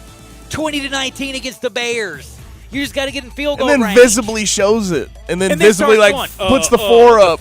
It's fourth down, right? Down. Don't you No, know you fourth just down? that pass you just threw was an incompletion on 4th down, buddy. Mathematics, brother. Mathematics. Now, I'm going to do the last but not least, the funniest thing to me. Do you know that China's going to show their first NBA basketball game this year? I saw that, yes. I On saw that. CCTV. I saw that. So do you know how the NBA got them to put the last game of the finals on in China? You tell me. They donated $1.5 million worth of medical supplies to China. Dude, send some stuff down to Louisiana, bro. We're watching it. Send it to Mississippi. Send it to Texas. Come on, NBA. I got a big middle finger for you right now. Like, that ticks me off. We're watching. What are you doing for us? Good God. I understand that you want to get back in that market, but don't sell your soul and don't tick off the people that, you know, do support you and made you what you are today. I don't know. Not that I have a big thing against China at all. I mean, like, we got some issues with China. What I'm trying to say is, if you're going to donate $1.5 million of medical supplies, I can tell you a whole bunch of hospitals right here, right bleeping here, that you can send them to. And I mean, and they didn't air one game, not one game this year. Should be pretty obvious that the U.S. is struggling mightily with the COVID-19 We got pandemic. COVID-19. We got an economic crisis. We're and they're struggling stuff over there. very mightily. Punch them in the face. But it's the almighty dollar. It's trying to get the The dollar dictates a lot of things in this world. That is true, and I do understand. Look, I'm not an idiot. Businessman, you got a couple billion people, like, you want to get watching your games. You made a lot of money off of them, but dead gum. Ready to lift your spirits just a tad bit, Heck maybe? yes. Tad bit. We talked about last week, I believe, Mark Cuban actually helping out Delonte West. Delonte West was on the streets in Dallas. You had a good note? This is great. Mark Cuban helped him. Mark Cuban and his mom, Delonte West's mom, met up with him, got him to agree to go into a rehab facility to get all of the drugs and toxicities out of his system. And today, Mark Cuban posts a picture of Delonte West at the treatment facility riding a horse and says, "Ladies and gentlemen, I present to you Delonte West. A long, long way to go, but he has taken the first steps and shared these with all of us as a thank you for the love and support." Apparently, this past week has been a terrible week for Delonte West, but he now has gone through phase 1 of his detox, roughed it out, got all the drugs and alcohol out of his system, and he is moving on to phase 2 of his recovery in his rehab facility. Oh, my goodness. That is a great story. But you know what? Real quick, though, I did want to mention this. Now, we know Darryl Strawberry has had his issues. Darryl Strawberry. He can do an 8-ball in his right nostril. Darryl Strawberry actually reached out to Delonte West to offer to work together to work through and stay clean when he finishes his treatment. And you know what? I don't know if you know this. If you ever read Bill W. or Dr. Bob's 12-Step Recovery AA book, court order. Don't worry about it, people. I'm okay. That was a long time ago anyway. But what it says is, in that book, I did learn that they say, like, you know, if you're an alcoholic and you have another alcoholic, y'all kind of have to lean on each other. Like, y'all hold each other accountable. You hold each other accountable to stay sober. And it's kind of like a really beautiful thing if you actually look at it. That you got people who are both struggling, helping each other to stand up and be that man that they know they can be. I like it. I really hope it works out, man. I do because too. Delonte West should not be on the street. No, struggling the way he is after a long, successful basketball career. And the money he made, it just seems unfathomable that he ended up in the position he's in. And we hope he gets the help he needs, and then Mark Cuban helps facilitate that. Mental abuse mixed with alcohol, drug abuse, all that substance abuse, whatever, can make a very dangerous cocktail. But it does take a strong person to go in there and actually, like, reach your hand out and try to help somebody. So I got to give Mark Cuban like a big old thank you very much and 2 thumbs up. But I'll be back in 2 shakes. I won't tell you about what happened to Ryan Leaf until later in the show. But we'll be back in 2 shakes. This is John Harden. Alex Kuhn is coming up next. Gabe's brother on Sports 56, 98.5, 96.1 FM. Same great shows. We welcome you back to Sports 56 Middays. What's up? It's Sports 56 Happy Hour. A new spot on the FM dial. Check out Sports 56 on our new FM home at 98.5. At First Bank Mortgage, their core purpose is to help you get to a better place. That better place may be a lower monthly payment, that vacation you thought was impossible, or getting into a home with a fenced backyard where your kids can play. To get into your better place, First Bank Mortgage makes decisions right here at home. Dedicated to helping you get to your better place, First Bank Mortgage. Call Daniel Mooney at 901-462-0145 today. NMLS 741022. Equal housing lender. In today's world, a lot is going on, but one thing is always true. You need to take care of yourself. The skin clinics can help. Age, diet, genetics, and current events can conspire to make you look and feel much older than you are. It doesn't have to be that way. Call the skin clinics and let their expertly trained nurses, estheticians, and staff choose the treatment that best suits you and your pocket. There's so much you can do. Consider skin resurfacing and rejuvenation, lash extensions and specialty brows, injectables, medical grade chemical peels, laser hair reduction, waxing, facials, makeup applications, and even services just for men. The Skin Clinics has it all in a caring, safe environment, always observing current social distancing guidelines. Go to theskinclinic.com to find out more and call today for your appointment at 901-345-SKIN. That's 901-345-SKIN. Taking care of yourself is good for you and your loved ones. Come to the Skin Clinics, 1300 Wolf Park Drive in Germantown. For the ones working tirelessly to keep their coworkers safe. For the ones rising to new challenges. For the ones rebuilding stronger than before. Grainger offers supplies and solutions for every industry. Free access to product specialists, safety recovery guides, and 24/7 support.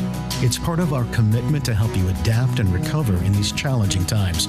Call, click Grainger.com, or just stop by. Grainger, for the ones who get it done. At Jason's Deli, you can stuff yourself full of great deli food that's healthy, fresh, and best of all, it's not expensive. Jason's Deli is all about choice. Whether you're looking for a gluten-free menu, vegetarian sandwiches, healthy kids' meals, or if you'd like to invent your sandwich via the build-your-own selections, Jason's Deli has you covered. And they only use fresh, wholesome ingredients. Choose from the club and specialty sandwiches, paninis, wraps, soups, salads, pastas, and much more.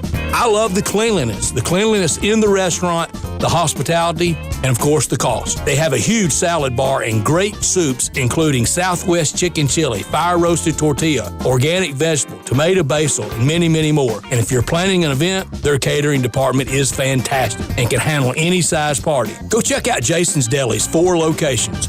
On Ridgeway in the Park Place Center, that's my favorite, on Germantown Parkway in Cordova, at Poplar and Highland, and on Goodman Road in Olive Branch. Now back to Johnny Radio's Happy Hour. Kick it over here. On Sports 56 and 87.7 FM. Here's your host, John Harden. Gold and shackles, ball and chain. Listen to the whistle of the evening train. You know you bound to wind up dead. You don't head back to Tennessee, Jed. Oh, man, I hate that I missed another man. Should I start D. Johnson for the Browns or trust D. Henry is going to play? Go with, I don't even know, man. I'd go with D. Johnson. Nah. Hit up Jimmy McCormick. Yeah, hit up Jimmy. I was going to say, @ Jimmy McCormick. @ Jimmy McCormick. That's what he does for a living. That's why I bring him on. But thanks for texting 67129. And welcome back to Sports 56 Happy Hour with your buddy Johnny Radio and, of course, Gabe Kuhn. And I love this part of the week because we always end our week with Gabe's brother, Alex Kuhn. Alex, what's up, my friend? Not much. It's a beautiful afternoon, just sitting out here on the porch and talking to you guys. What's going on with y'all? How's the weather looking back in the good old STL? Pretty good. Really? It was a little chilly last we're week, about to start but feeling. we're getting like a little surge of summer before it gets we had chilly that last again. week. Yeah, we're about Or to this start week, feeling like the Monday, Hurricane Tuesday. Delta. We're about to start feeling Hurricane Delta probably here over the weekend. yeah, It looks like like- rain's about to start up pretty good. Actually, it Ugh. felt good this morning. It was like 80 degrees, I felt like, when I went outside. And then I got to work, and I was cold and wish I had something on. Oh, it's probably because I took that blood thinner. Dadgummit. Yeah, that'll Keep do it forgetting to about you. that. That'll do it to you. But anyway, Alex, there's so much that's going on, and I actually usually start with football all the time with you. But there's a situation you dealt with this year. You saw it firsthand. You were up there. With what we're talking about over at Iowa. There was also a bunch of other schools that had situations. Obviously, the firing of Chris Doyle. Chris Doyle getting fired. Brian Ferentz, Kirk's son, coming under the sort of microscope. But now we see Greg Marshall over at Wichita State. Yeah, you know what I'm And I know I talked to you about this. You've seen it. Like, is this sort of like I feel like we're sort of moving in a direction where we're going to crack down on this type of coaching? It's going to be interesting because the thing that amazes me is the people that know Greg Marshall. I've come across several. I've talked to a lot of people, even on our show. People were not scared to share their opinions on Greg Marshall through the years. He was still at Wichita State for a reason. You notice that he took that program to a Final Four. He was recruiting some top NBA talents, or not top NBA talents, but guys that are playing in the NBA and succeeding. Fred VanVleet. Dude, he is top. And no big program would give him a chance. And like I said, the thing that amazes me is not one person that knows Greg Marshall was surprised by this. Not even one. You're right. And you have 30 players, former and current, who've come out. And I was looking this morning. I've gone from CBS, ESPN. I've gone to Twitter. I've gone every little place, TMZ. I mean, I'm talking about, heck, anything you can say to read about this. And, heck, I even read Jeff Goldblum. I mean, Jeff Goodman. I can't stand him. I call him Jeff Goldblum because he's more like the fly. He's annoying like Mike Pence. Pence's fly was during the debate. So I don't like Goodman. But I even was reading Jeff Goodman today to try to get inside the mind of this man and see if this stuff is true. I mean, they're talking about a dude, he punched Morris between his shoulders and his neck, said, like, I'm talking about language that you couldn't and use also in the 50s. The racial things about the Native American player he had. Yes, ethnic and racial. It seems so. This is so similar to me. It almost reads the same as what happened at Iowa. It really does. Like, when you look at sort of the racial inequities, when you look at what he was saying to his players, the only difference is the physical. I mean, punching a player. Dude, you punch somebody. If he punched me, if he punched a player, this is something that is going to come down. I remember, was it Mike Rice? Is that the guy at Rutgers? Yes, it was. That's the type of stuff that gets you fired immediately. I don't care who you are. If it is proven that he punched someone in the face, this is he might be facing something that I don't think he was expecting at this point. The thing that's going to be interesting to watch is how different schools choose or choose not to hold the coach accountable. Because, quite honestly, at Iowa they fired Chris Doyle, but there's still a lot of questions, in my opinion, that have not been answered, and they've kind of remained radio silent on a lot of them, especially surrounding Brian Ferentz, the offensive coordinator, and the way he's treated players in the past, and whether or not he's kind of taken advantage of his name, his standing within the program because he's the coach's son, and that he can get away with certain things. There are legitimate questions that still have to be answered, and they're still talking about him possibly taking over the program as head coach when he is done. So in Iowa, like, I'm getting this weird, and Gabe, you pointed it out too. You started to get that feeling, like this weird kind of shift back to the discussion about him taking over as head coach, whereas Greg Marshall, it was like Wichita State. They knew what he was. They were going to ride it out until it completely blew up in their face, and, well, now it has. Do you think Kyle Lindstedt not coming out and saying that, like having players say that they witnessed, Coach Marshall punch and choke Kyle Lindstedt in a practice, and the fact that he stayed silent, is that basically saying, yeah, it's true?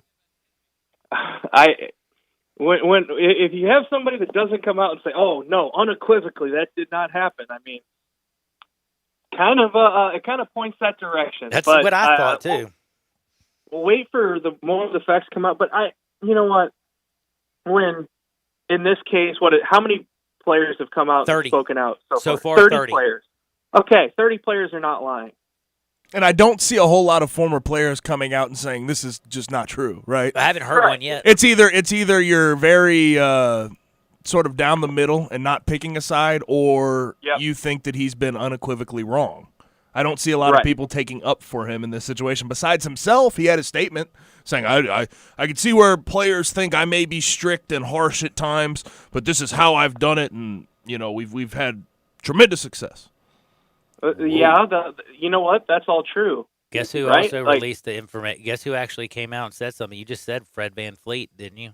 Oh, no. Did he say something else? Oh, this is not going to be good for Greg Marshall if Van Vliet's coming out. He just basically said he's a maniac, a bully. He disrespects people, brings up personal stuff, family, and girlfriends.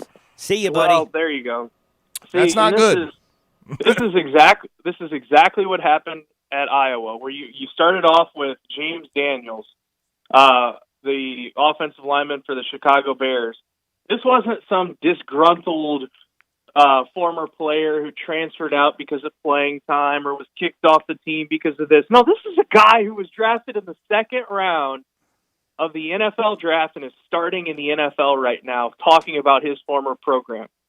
So it's impossible to attack and say, oh, well, that's one of the biggest. It's just a disgruntled former employee. No big deal. Yeah, when you have Fred Van Vliet coming out and saying that, the most high-profile player that you have ever coached at Wichita State, That's bad. And then I just found out something because, again, I just found this as we went on air because this literally just popped like 53 seconds ago.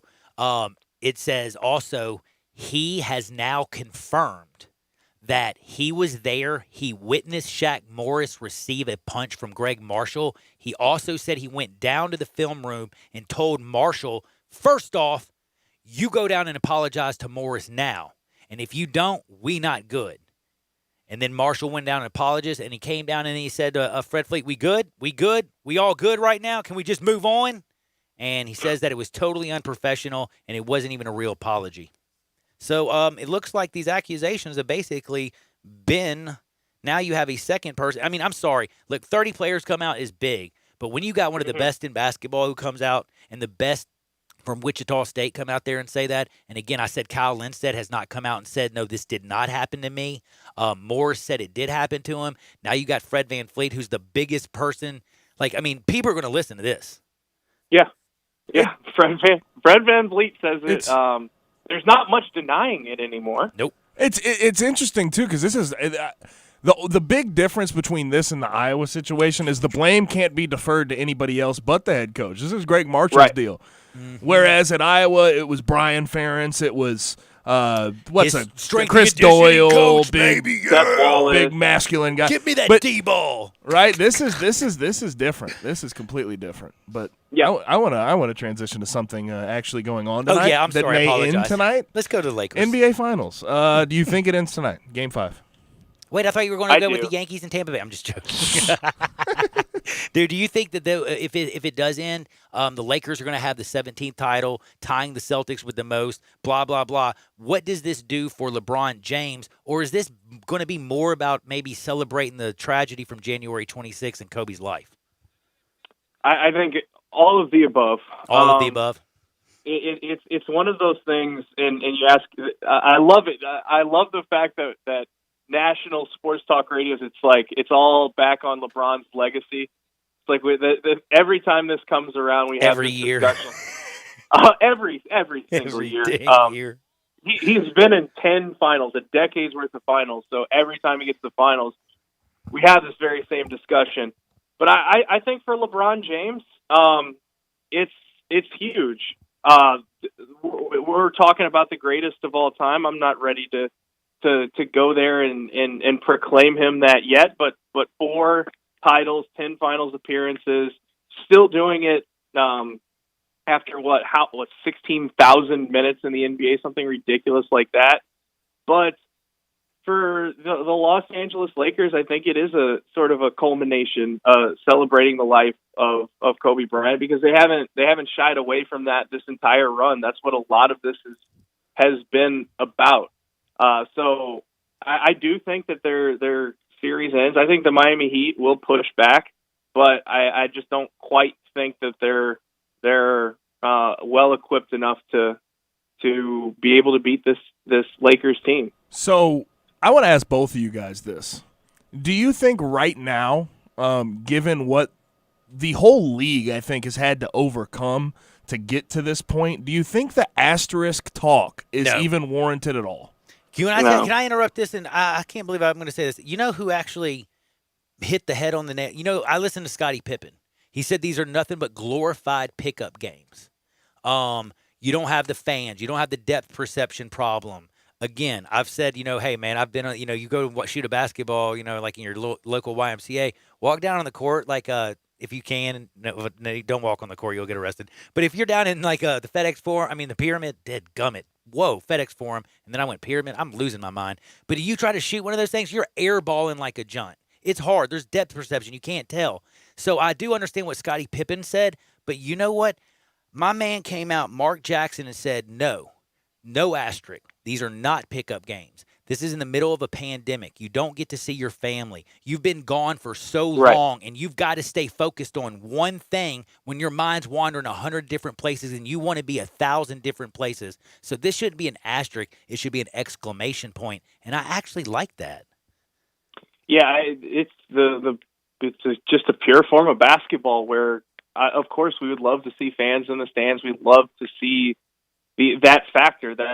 That fan factor adds so much to a series, but when it's not there, it's just who's better. And like you said, John, how many days have they been inside that bubble? It's over like 40, isn't it? Yeah, it's ridiculous. To be away from your family for that long, just kind of be.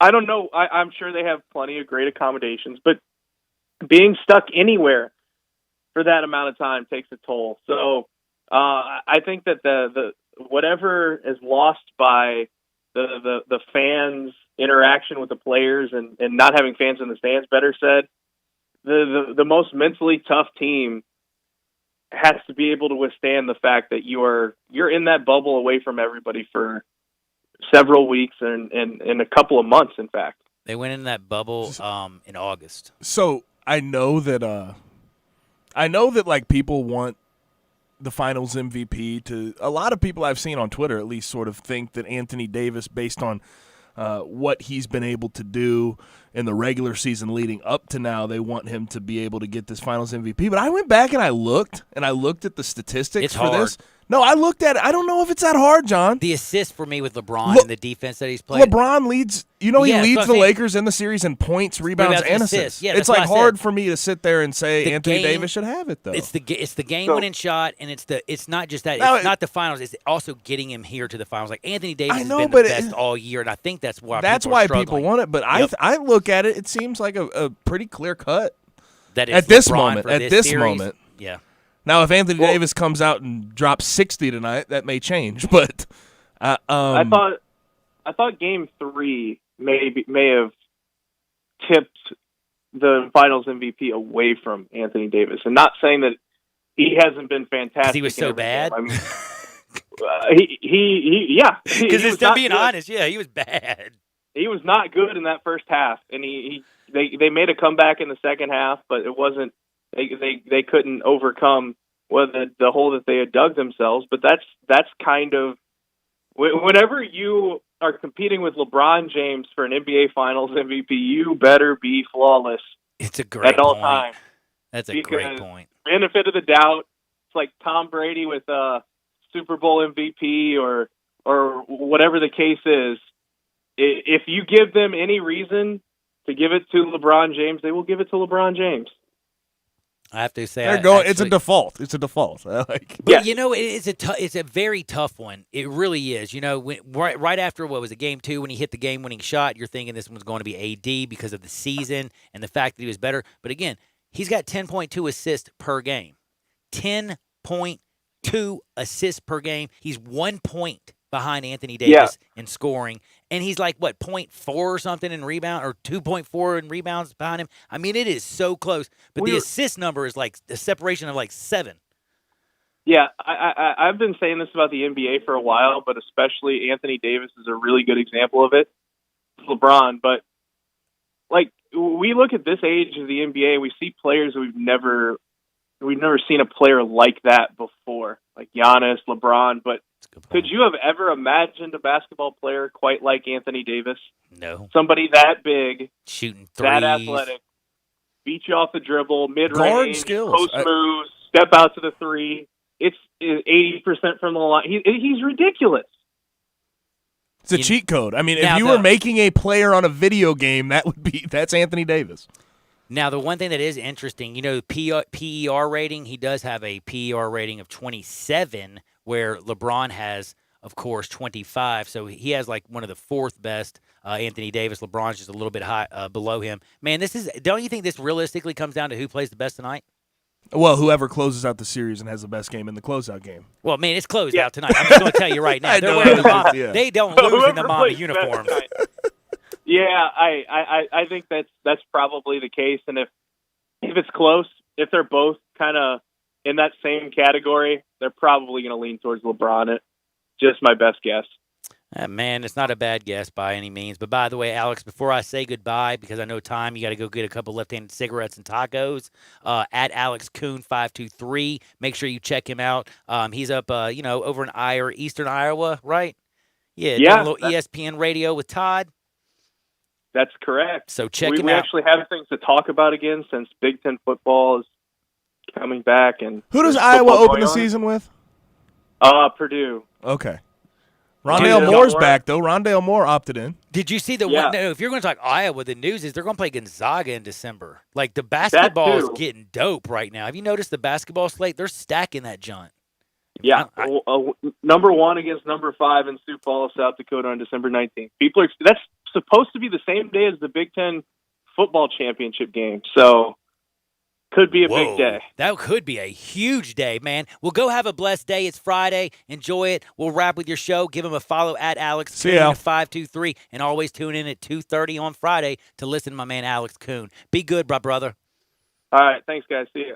That's my good friend Alex. We'll be back in 2 shakes, Sports 56, 98.5. And, of course, never forget, MemphisFarmers.com and Chad Gatlin on 96.1 FM. Spend your lunch with Greg Gaston and Eli Savoy on Sports 56 Middays. Lunchy munchy. Weekdays from 10 till 1 on Sports 56, 98.5, and 96.1. Upgrade your commute at Acura of Memphis. Seize the thrill and test drive one of our award-winning models, each packed with cutting-edge technology, luxurious amenities, and a driving experience that's sure to awaken your inner self. Driving shouldn't be a chore, it should be an adventure. Advance your drive today, shop our aggressive lease and finance options now, luxury is waiting at Acura of Memphis, or shop online 24/7, visit AcuraofMemphis.com.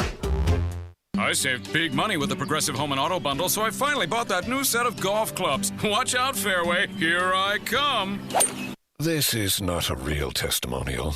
Sure, customers can save big with Progressive, but your other expenses won't just disappear. Are those clubs going to help you when the hot water heater dies? Also, it sounds like your money is better spent on golf lessons.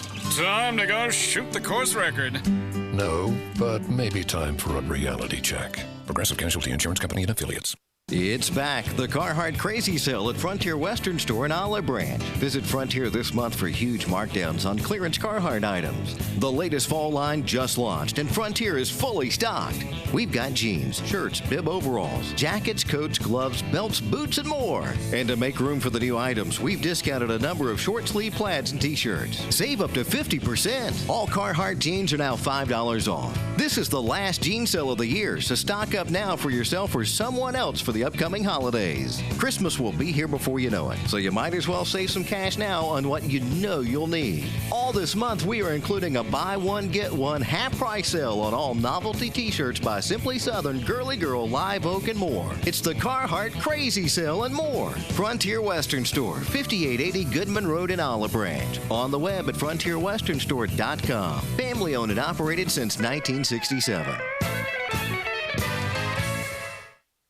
I Buy Houses, 901-406-1101. That's 901-406-1101. I Buy Houses. I Buy Houses will buy a house in any area, in any condition, and yes, it's guaranteed to close in 5 days. If you need to sell your home quickly, call 901-406-1101. If you've been through a divorce, if you lost your job, if you're tired of renters, I Buy Houses can get you your money quickly. I Buy Houses will buy your home in Shelby County, DeSoto County, Memphis, Bartlett, South Haven, Horn Lake, Olive Branch, anywhere and everywhere in between in any condition. And yes, they're open 24 hours a day, 7 days a week. I Buy Houses, 901-406-1101. That's 901-406-1101. Grab that pen, 901-406-1101. I Buy Houses. Brian Elder's Roofing. Chris Price here for Brian Elder Roofing. The storms we've had over the past several months have been devastating to our communities. The rainy season is ahead. You may have not even noticed the dripping in your attic, water stains throughout your home, or even worse, mold and mildew. Please call Brian Elder Roofing and we will send out our project managers to assess any damage. We will not try to sell you a roof if all you need is a repair. We will measure your roof from outer space. 0% for 60 months, even no payments till 2022 are available with approved credit. If you've noticed missing shingles, water stains, leaks in your roof, call us before you call your insurance company at 867-0303. That's 867-0303, and we will provide a free, thorough inspection of your roof's condition. Call 867-0303. Brian Elder's Roofing Solutions. Got something you want to get off your chest? You better have a backup plan. Want to join the conversation? Someone needs to tell him he has to grow up. Join us on the First Bank phone lines at 360-8255 or the First Bank text line at 67129. Now back to Johnny Radio's Happy Hour. Let's go! On Sports 56 and 87.7 FM. Here's your host, John Harden.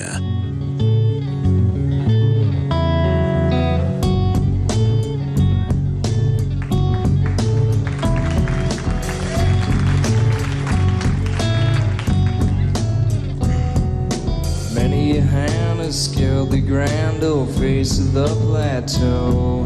Some belong to strangers and some to folks you know. Holy Ghost and talk show hosts are planted in the sand. Yo. You know that I came back with my mask on? What am I doing? It is Friday. Amen on that one. You know, I've been sober for like 17, 18 days. I think that's my problem. You're doing well, man. Hey, no, you had a beer, right? One Junt. It was a Memphis You Junt. literally got it just because it's called Junt. Yeah, and it's a good beer too. It was It's a really actually good beer. very It was a very good beer. But I just figured that hey, one ain't gonna hurt me. And man, if I go to a restaurant and I see a thing that's saying, "Hey, we're gonna pour you a Junt," I'm gonna have to have it. You know what I'm saying? But anyway, Give me that Junt. give me that Junt.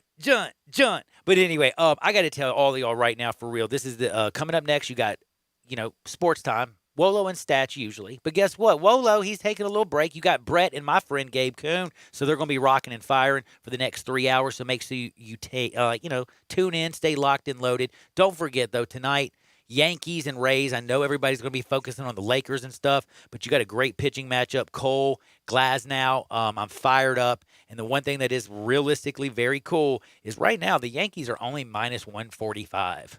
Doesn't that seem kind of low? With Cole pitching? Tyler Glasnow is not horrible, but that lineup's actually been hitting pretty well. Gleyber Torres, he hits one more, he'll pass Mickey Mantle. You think for it's the low? Most home runs under it. 24. I do. I think the fact that Tyler Glasnow's got 2 days of rest, bro. Like Cole's got, he's going on an extra day, compared to him. I just think that the sticks are going to happen. We watched your friend Luke Voigt hit a 450-foot bomb. Gleyber Torres is hitting bombs. You know what Judge and Stanton do. You know about LeMahieu. I just feel like the Yankees. Like I love Randy, but nobody else is really doing anything. Sorry, Dickerson's been awful. I think it's a Yankee win.